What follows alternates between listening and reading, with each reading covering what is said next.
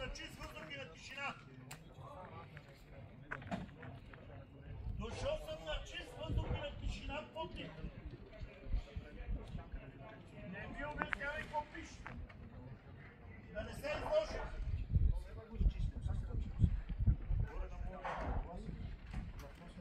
Нещо ми е много студено.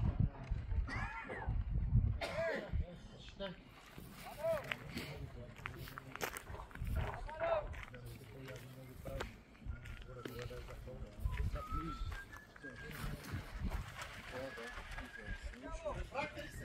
Да. Как вие сте железни бани?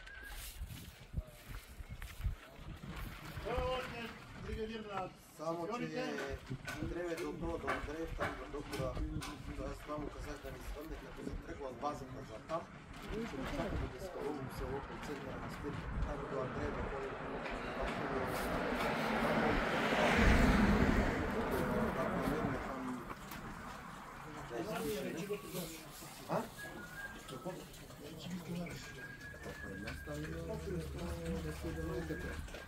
и при добри моят спомни песъка ли да плати.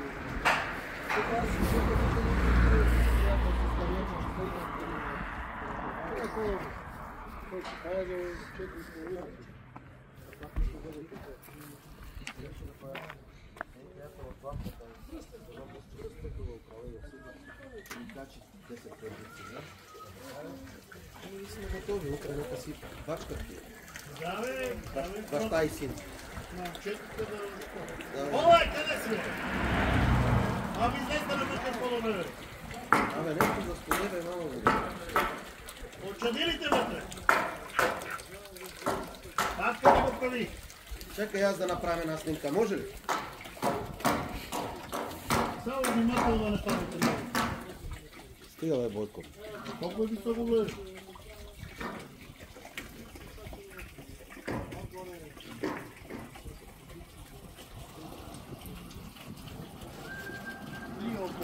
Нищо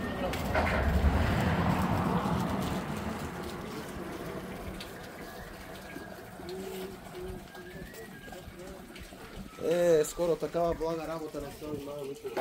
Тири!